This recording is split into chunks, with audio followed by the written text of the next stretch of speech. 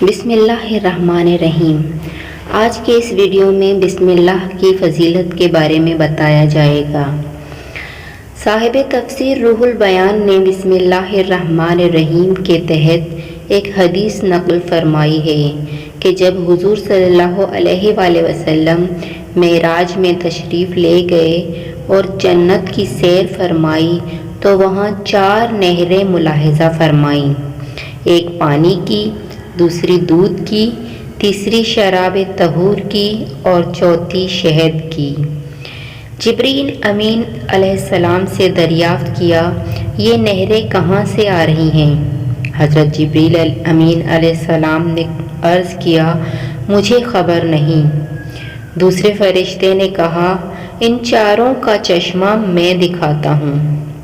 ایک جگہ لے گیا، وہاں ایک درخت تھا جس کے نیچے ایک عمارت بنی ہوئی تھی اور دروازے پر قفل یعنی تالا لگا ہوا تھا اور اس کے نیچے سے یہ چاروں نہریں نکل رہی تھیں۔ ارشاد فرمایا، دروازہ کھولو۔ عرض کیا، اس کی چابی ہمارے پاس نہیں بلکہ آپ کے پاس ہے، یعنی بسم اللہ الرحمن الرحیم۔ نبی صلی اللہ علیہ وآلہ وسلم نے بسم اللہ الرحمن الرحیم پڑھ کر قفل کو یعنی تالے کو ہاتھ لگایا تو دروازہ کھل گیا۔ اندر جا کر ملاحظہ فرمایا کہ اس عمارت میں 4 ستون ہیں اور ہر ستون پر لکھا ہوا ملاحظہ فرمایا، بسم اللہ الرحمن الرحیم۔ اور بسم اللہ کی میم سے پانی جاری ہے اور اللہ کی ہا سے دودھ جاری ہے اور رحمان کی میم سے شراب طہور جاری ہے اور رحیم کی میم سے شہد۔ اندر سے آواز آئی، اے میرے محبوب، آپ کی امت میں سے جو شخص بسم اللہ الرحمن الرحیم پڑھے وہ ان چاروں کا مستحق ہوگا۔ جزاک اللہ۔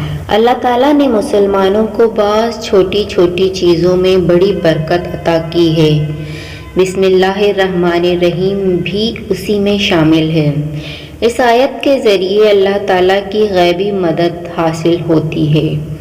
اس چھوٹی سی آیت میں اس قدر طاقت ہے کہ کوئی عام مسلمان اس کا تصور بھی نہیں کر سکتا۔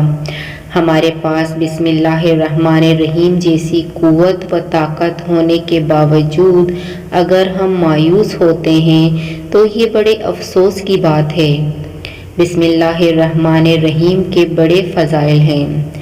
رسول اللہ صلی اللہ علیہ وآلہ وسلم نے فرمایا کہ مجھ پر ایک ایسی آیت اتری ہے کہ کسی نبی پر سوائے حضرت سلیمان علیہ السلام کے ایسی آیت نہیں اتری، وہ آیت بسم اللہ الرحمن الرحیم ہے۔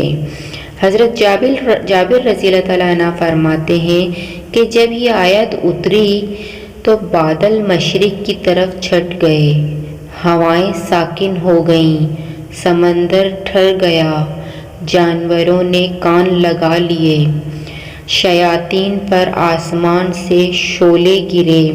پروردگار عالم نے اپنی عزت و جلال کی قسم کھا کر فرمایا کہ جس چیز پر میرا یہ نام لیا جائے گا اس میں ضرور برکت ہوگی۔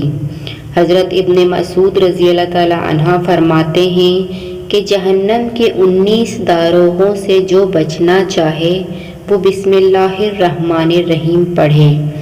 اس کے بھی 19 حروف ہیں، ہر حرف پر ہر فرشتے سے بچاؤ بن جائے گا۔ اسی طرح بسم اللہ الرحمن الرحیم میں بھی 19 حروف ہیں اور وہاں فرشتوں کی تعداد بھی 19 ہے۔ مسند احمد میں ہے کہ نبی صلی اللہ علیہ وآلہ وسلم کی سواری پر آپ صلی اللہ علیہ وسلم کے پیچھے جو صحابی سوار تھے ان کا بیان ہے کہ نبی صلی اللہ علیہ وآلہ وسلم کی اونٹنی ذرا پسلی تو میں نے کہا، شیطان کا ستیہ ناز ہو۔ آپ صلی اللہ علیہ وآلہ وسلم نے فرمایا، یہ نہ کہو، اس سے شیطان پھولتا ہے اور خیال کرتا ہے کہ گویا اس نے اپنی طاقت سے گرایا۔